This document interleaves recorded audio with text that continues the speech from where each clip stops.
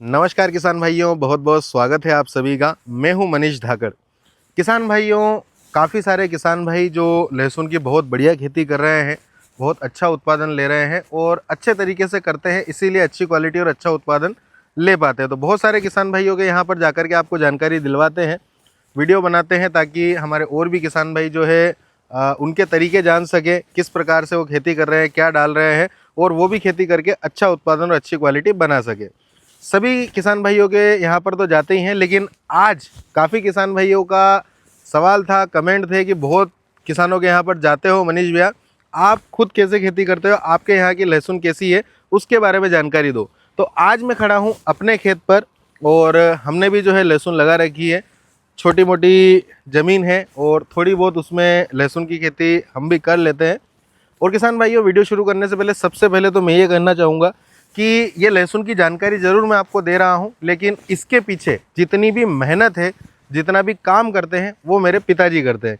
क्योंकि किसान भाइयों, मैं तो सुबह 8 बजे नहा धो करके राजा बाबू बन करके और मंदसौर चला जाता हूँ और आप सभी को मंडी भाव की जानकारी और अन्य जो है जानकारियाँ देता हूँ। इसके लिए मुझे जल्दी निकलना पड़ता है और शाम को भी आते आते जो है लेट हो जाता हूँ, तो ऐसी कोई विशेष मदद मैं अपने पिताजी की नहीं कर पाता हूँ।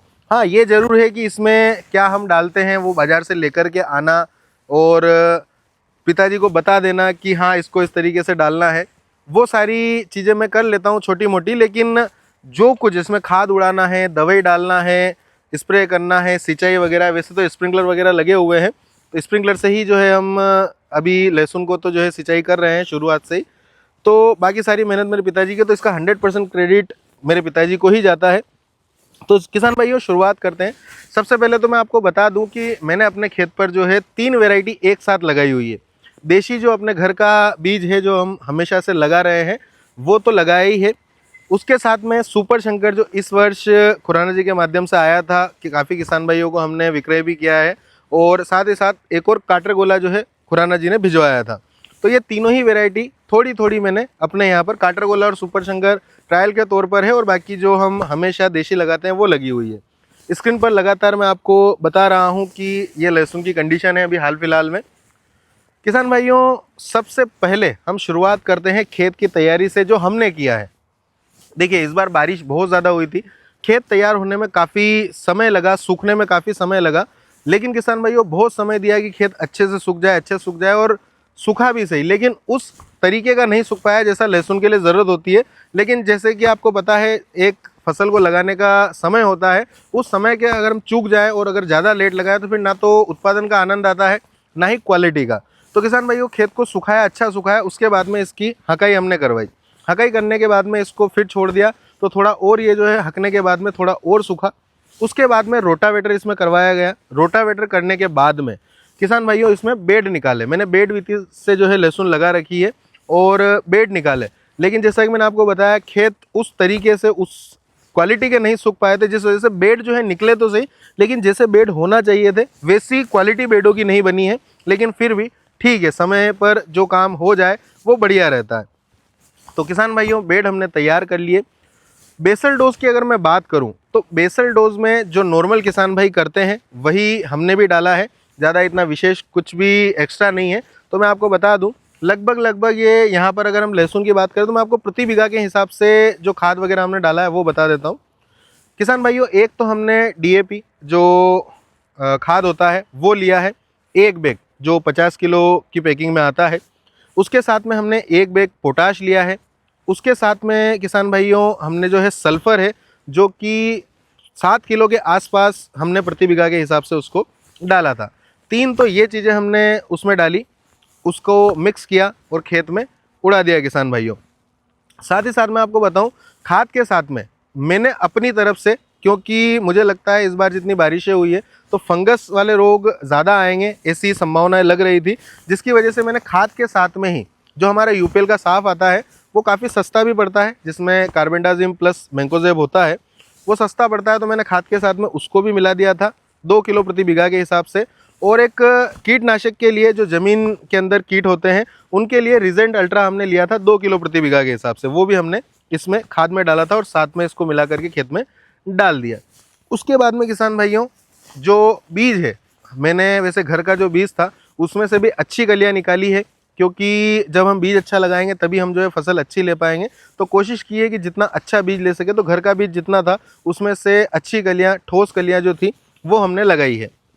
साथ ही बात करें सुपर शंकर की, तो सुपर शंकर भी जब अपने यहाँ पर विक्रय के लिए आ रही थी तो उस समय पर जो बिजवारा आया था उसी में से मैं सुपर शंकर लेकर के आया था। और जो काटर गोला है ये भी मैं वहाँ से जो दिल्ली से खुराना जी के माध्यम से आया था वहीं से लेकर के आया था। मैं आपको बता दूं किसान भाइयों कि सबसे पहले जो हमने कलियां की है उनको हाथ से किया है। काटर गोला तो काफ़ी ज़्यादा ठोस थी, सुपर शंकर तो फिर भी बहुत आसानी से जो है कलियां हो गई थी, लेकिन काटर गोला बहुत ठोस थी। घर वाले कली करते समय कह रहे थे कि भैया क्या ले आए हो, इसको मशीन वगैरह से फुड़वा लो, अब नहीं फुटता है। लेकिन फिर भी थोड़ा सा समझा बुझा करके जो है कलियाँ निकलवाई, हाथ से करवाई। हाथ से करने के बाद में उनको जो है थोड़ी सी हमने छटाई करी, उसमें जो ज़्यादा बारीक कलियाँ थी उनको अलग निकाला और बड़ी बड़ी जो कलियाँ थी उनको निकाला। मैं ऐसा नहीं कहूँगा पूरी तरीके से मैंने बहुत बड़ी बड़ी कलियाँ लगाई है, लेकिन हाँ छोटी जितनी ज़्यादा बारीक थी उन सभी को तो हमने अलग निकाला ही निकाला है। उसके बाद में किसान भाइयों, हमने जब बुआई का तय हो गया कि हमें इस दिन बुआई करनी है, उस दिन हमने जो है कलियों को उपचारित किया। किसान भाइयों, कलियों को उपचारित करना बहुत ज़रूरी है। जैसा कि आपको मैंने बताया, मैंने जो अपना फंगीसाइड है, इंसेक्टिसाइड है, वो ज़मीन में ही डाल दिया था, लेकिन उसके बावजूद भी कलियों को उपचार किया, क्योंकि इस वर्ष बारिश ज़्यादा हुई थी और काफ़ी ज़्यादा टेंशन थी कि बीज को सुरक्षित रखना है। तो जो इलेक्ट्रॉन आता है, इलेक्ट्रॉन से हमने बीज को उपचारित किया और उपचारित कलियाँ जो है यहाँ पर खेत में लगवाई।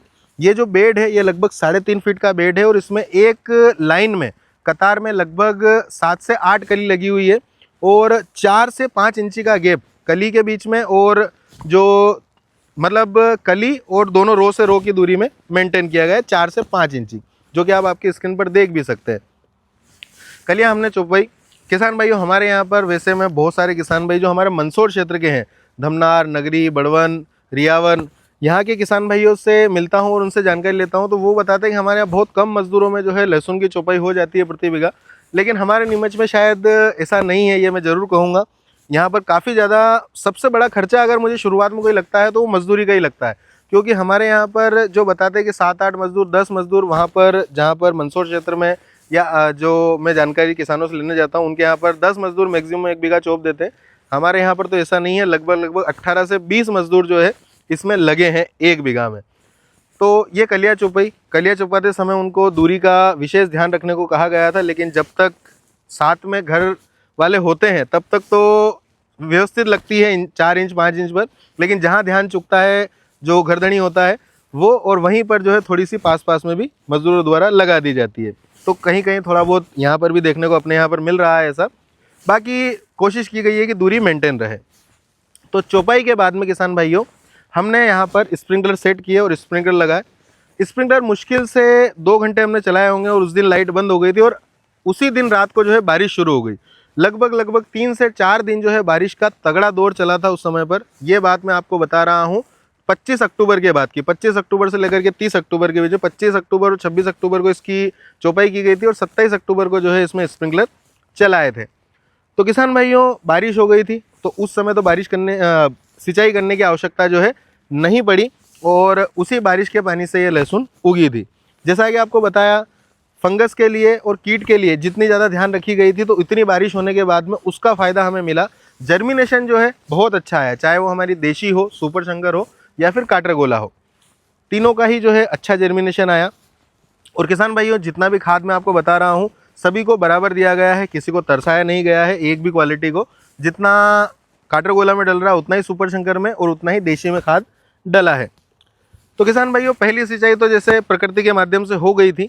दूसरी सिंचाई जो है खेत थोड़ा सूखने के बाद जो हमें लगा तो लगभग 13-14 दिन हो गए थे। 13-14 दिन के बाद में हमने दूसरी सिंचाई की थी और दूसरी सिंचाई में कुछ भी नहीं दिया था किसान भाइयों, केवल स्प्रिंकलर चलाए थे, वो भी बहुत हल्के। मैं आपको बता दूं, स्प्रिंकलर हमने लगा रखे हैं, लेकिन अभी तक ये लगभग 90 दिन की आज होने को आई है और इसमें लगभग 7-8 सिंचाई के आसपास हो गई होगी। हमने कभी भी ऐसा कोई गच्च नहीं किया है इसको खेत को कि पानी बह करके निकल जाए। हम केवल एक नॉमिनल जो है खेत गीला हो जाए, जड़ तक पानी पहुंच जाए, इतना ही सिंचाई कर रहे हैं। बाकी सिंचाई का सबका अपना अपना तरीका है, मैं अपनी बता रहा हूँ। और मैं ये नहीं कहता हूँ कि जैसे मैं खेती कर रहा हूँ वैसे ही आप करें, आप जैसा आपका तरीका चल रहा है वैसा आप कर सकते हैं। लेकिन अगर आपको लगे कि मेरी क्वालिटी जो स्क्रीन पर आप देख पा रहे हैं अगर ये ठीक ठाक बन रही है, अच्छी चल रही है, तो आप इसमें से भी कुछ अंश अपने खेती में उतार सकते हैं। और आप भी जो है अच्छे तरीके से कर सकते हैं। और मैं ज़रूर चाहूँगा, मैं अपने आप को कोई बड़ा खिलाड़ी नहीं मानता हूँ लहसुन की खेती में, ठीक है, कोशिश है, चल रही है, सीखने का दौर है और पिताजी की पूरी अथक प्रयास हैं जो कि साथ में मैं उनके लगा हुआ हूँ, बाकी मेहनत वही कर रहे हैं। तो दूसरी सिंचाई में कुछ नहीं दिया, तीसरी सिंचाई में हम आ जाते हैं। तो तीसरी सिंचाई में मैंने वर्मी कंपोस्ट के 2 कट्टे लेकर के आया, उसमें टाटा रेली गोल्ड जो कि माइकोराइजा होता है, वो एक जीवित फंगस होती है जो मित्र फंगस होती है, वो हमने वर्मी कंपोस्ट में मिक्स किया और उसके बाद में 3 किलो प्रति बीघा के हिसाब से अल्बर्ट सॉल्यूशन जो माइक्रोन्यूट्रिएंट आते हैं वो मैं लेकर के आया था, दानेदार फॉर्म में रहता है, उसको तीनों को हमने मिलाया। जो हमने जो माइकोराइजा डाला था उसको वर्मी कंपोस्ट मिला करके 1 दिन के लिए छोड़ दिया था, हल्का पानी छिटक करके, ताकि वो अपनी संख्या बढ़ा ले। और उसके बाद में हमने इसमें अप्लाई किया, खेत में डाला उसको और फिर हमने जो है सिंचाई कर दी। तीसरी सिंचाई में हमने ये डाला और इसके अलावा कुछ भी नहीं डाला था। और माइकोराइजा जब हम डालते हैं तो उसके लगभग 15 दिन पहले और लगभग 15 दिन बाद तक हमें जो रासायनिक फंगिसाइड होता है उसका इस्तेमाल नहीं करना होता, तो इसका मैंने भी विशेष रूप से ध्यान रखा था। तीसरी सिंचाई हो गई और तीसरी सिंचाई के बाद में अगर मैं बात करूं तो चौथी सिंचाई जब आई तो चौथी सिंचाई में हमने कुछ भी खाद का प्रयोग जो है नहीं किया था। चौथी सिंचाई में ऐसे ही स्प्रिंकलर चलाए थे लगभग 3-4 घंटे मैक्सिमम। और उसके बाद में पांचवी सिंचाई पर हम आ जाते हैं। पांचवी सिंचाई जो हमने की थी, तो पांचवी सिंचाई करने से पहले हमने इसमें जो 11 मिला कॉम्प्लेक्स आता है, जो 12-11-18 NPK आता है, उसमें मैग्नीशियम भी होता है और जो कुछ 1-2 तत्व और होते हैं, तो वो मैं 25 किलो का कट्टा यहाँ पर लेकर के आया था। उसी के साथ में मैग्नीशियम उसमें ऑलरेडी रहता है, लेकिन मैंने अपनी तरफ से, क्योंकि मुझे लहसुन में थोड़ा पीलापन भी दिख रहा था और मुझे ऐसा मैग्नीशियम टाइप की कमी जो है वो महसूस हो रही थी, और मैंने उसमें 5 किलो 25 किलो के कट्टे में 5 किलो मैग्नीशियम सल्फेट भी मिला दिया था किसान भाइयों। उसको मिला करके हमने इसमें अप्लाई कर दिया और उसके बाद में हमने सिंचाई कर दी। अभी तक हमने एक भी स्प्रे नहीं किया है 5 सिंचाई होने तक, क्योंकि ज़रूरत नहीं लगी। लेकिन 5वीं सिंचाई करने के बाद में जब मौसम में बदलाव हुआ और मौसम ऐसा हो गया कि कहीं ना कहीं फंगस की जो है वो अटैक की उम्मीद लगने लगी थी, और एक मन में ये भी था कि जो मच्छर वगैरह होते हैं, जो रस चूसक कीट वगैरह होते हैं, इनका भी थोड़ा सा हल्का पत्तों को हिलाने पर प्रभाव देखने को मिल रहा था। तो फिर उसके बाद में 5वीं सिंचाई करने के लगभग 5 दिन के बाद में हमने एक स्प्रे उसमें किया था नॉर्मल। उसमें हमने जो कीटनाशक वगैरह होते हैं और जो फंगिसाइड होते हैं वो लिए थे और एक स्प्रे हमने कर दिया था। वो एक प्रिवेंटिव के तौर पर था कि फंगस आए नहीं, और आ गई हो तो हल्की रहेगी, तो वो उसी समय पर ख़त्म हो जाएगी, और जो मक्खी मच्छर वगैरह है ये जो है हम डाल देंगे, स्प्रे कर देंगे, तो ये नुकसान नहीं पहुंचाएंगे। तो पहला स्प्रे हमारा 5वीं सिंचाई के बाद में हुआ। अब बात करते हैं छठी सिंचाई की। तो छठी सिंचाई में हमने कोई विशेष खाद वगैरह तो नहीं लिया, लेकिन फिर भी थोड़ी सी पौधों की जो चाल है, पौधों के जो तने हैं वो हल्के फुल्के ऐसे लग रहे थे कि यार अपने वैसा पौधा क्यों नहीं बन पा रहा है। तो हमने लगभग 18-20 किलो के आसपास DAP जो है वो लिया था और DAP डाल करके इसमें सिंचाई कर दी थी। अभी जब मैं खड़ा हूँ इस समय पर लगभग 90 दिन के आसपास की फसल होने को है। आज 26 जनवरी 2026 है, गणतंत्र दिवस की आप सभी को बहुत बहुत शुभकामनाएं हैं। अभी तक फ़िलहाल फसल की कंडीशन को देखते हुए मुझे लग रहा है कि ठीक ठीक है, लेकिन हाँ अभी इस समय पर मौसम परिवर्तन होने की वजह से थोड़ा सा थ्रिप्स का अटैक देखने को मिला है। हमने लगभग 8 दिन पहले इसकी सिंचाई की थी और अभी जब मैंने खेत में घूम करके देखा, पौधों को खोल करके देखा, तो थ्रिप्स का जो है थोड़ा अटैक देखने को मिल रहा है। और जब थ्रिप्स आ जाते हैं तो उनको पूरी तरीके से कंट्रोल कर पाना तो बहुत मुश्किल होता है। लेकिन किसान भाइयों, हमें थ्रिप्स के लिए जितना जल्दी हो सके अपने स्प्रे कर देने चाहिए लहसुन के अंदर, वरना जो है सीधा सीधा प्रोडक्शन पर असर पड़ेगा किसान भाइयों। क्योंकि रस चूसते हैं, थ्रिप्स का मेन काम ही ये होता है, जब पत्ता कमज़ोर हो जाएगा तो पौधा धीरे धीरे कमज़ोर हो जाएगा, और पौधा धीरे धीरे कमज़ोर हो जाएगा तो अपने लिए भोजन नहीं बना पाएगा, और नीचे कंद तक जब समय आएगा कंद बनने का, कली छटने का, उस समय तक पौधे में इतनी क्षमता नहीं रहेगी कि वो कंद को अच्छा मोटा और सुरक्षित जो है बना सके। तो थ्रिप्स के लिए जब भी आ जाए आप स्प्रे करें। थ्रिप्स का भी आजकल ऐसा हो गया किसान भाइयों, जितना मुझे लगता है कि दवाइयाँ तो बहुत सारी आ रही है, किसान भाई बहुत सारी दवाइयाँ डाल भी रहे हैं, लेकिन थ्रिप्स का जो रेजिस्टेंस लेवल है, जैसे एक समय पर सर दुखता है तो हम दवाई लेते हैं, गोली लेते हैं, वो 100 mg की 50 mg की लेते हैं, फिर अगली बार जब 50-100 mg गोली लेते हैं तो फ़र्क नहीं पड़ता है, फिर 100 mg 200 mg 300 400 500 पर चले जाते हैं। वो रेजिस्टेंस लेवल शरीर का जैसे दवाइयों के प्रति बढ़ता है, वैसे ही थ्रिप्स का जो है मुझे लगता है कहीं ना कहीं रेजिस्टेंस लेवल बहुत हाई हो चुका है, जिसकी वजह से थ्रिप्स पर हम स्प्रे करते रहें और लगातार वॉच करते रहें। अगर हमें लगता है कि थ्रिप्स हैं तो थोड़ी सी दवाई का चेंज करके, कॉम्बिनेशन चेंज करके, केमिस्ट्री चेंज करके थ्रिप्स से अपनी लहसुन को सुरक्षित रखें। और थ्रिप्स पूरी तरीके से ख़त्म हो नहीं सकते हैं। जिस खेत में थ्रिप्स आपको नज़र आ गए वहाँ पर 100% तो ये थ्रिप्स कभी ख़त्म नहीं होंगे जब तक आपकी फसल निकल नहीं जाती है, तब तक तो थ्रिप्स से अपनी फसल को बचा करके रखें।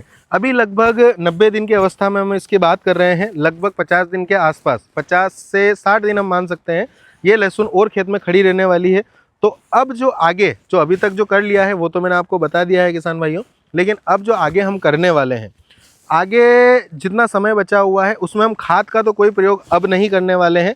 क्योंकि हाँ, एक चीज़ और मैं आपको बताना भूल गया हूँ, 90 दिन की अवस्था में कैल्शियम नाइट्रेट लिया था, कैल्शियम नाइट्रेट इसमें डाला है और कैल्शियम नाइट्रेट दे करके इसको सिंचाई करके छोड़ दिया है।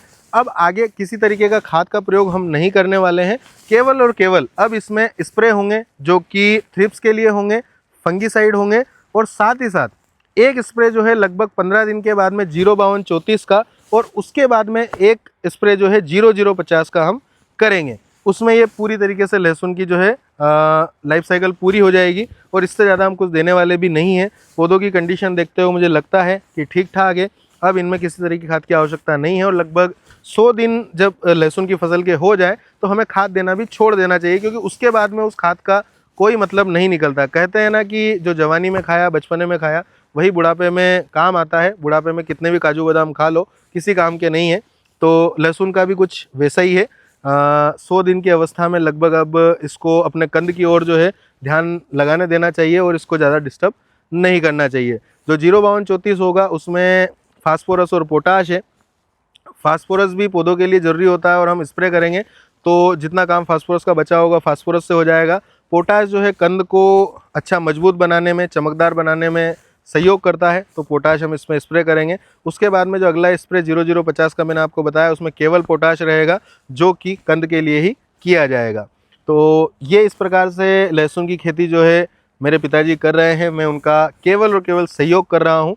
उम्मीद करता हूँ आप सभी को ये जो जानकारी मैंने उपलब्ध करवाई है ये पसंद आई होगी। अगर ये जानकारी पसंद आई हो तो लाइक कीजिएगा और ज़रूर बताइएगा कि हम जिस प्रकार से खेती कर रहे हैं क्या ये तरीका सही है या नहीं है, या फिर इसमें कुछ और जो है हम भूल गए हैं, कुछ और जो है अगर हम कर सकते थे तो लहसुन की फसल और ज़्यादा अच्छी हो सकती थी, जैसी फ़िलहाल की कंडीशन में है उससे अच्छी।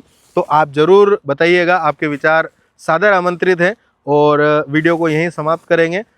पसंद आए तो लाइक कर दीजिएगा। अगर आपको लगता है कि अन्य किसान भाई इससे कुछ सीख सकते हैं या फिर हमने जो किया है वो अच्छे से किया है और आप चाहें कि अन्य किसान भी करें, तो आप शेयर कर दीजिएगा। और इसी प्रकार की जानकारियाँ पाने के लिए चैनल को सब्सक्राइब कर लीजिएगा। यहाँ पर खेती से जुड़ी हुई जानकारियाँ, खेती कैसे करें वो जानकारियाँ, माल को पैदा करने के बाद में मंडी लाने पर कब बेचें, क्या भाव चल रहा है, कितना माल मंडियों के अंदर आ रहा है, वो जानकारी पाने के लिए फॉलो कर लीजिएगा, सब्सक्राइब कर लीजिएगा, ताकि आपको सही सटीक विश्वसनीय जानकारियाँ मिलती रहे। धन्यवाद। जय जवान, जय किसान।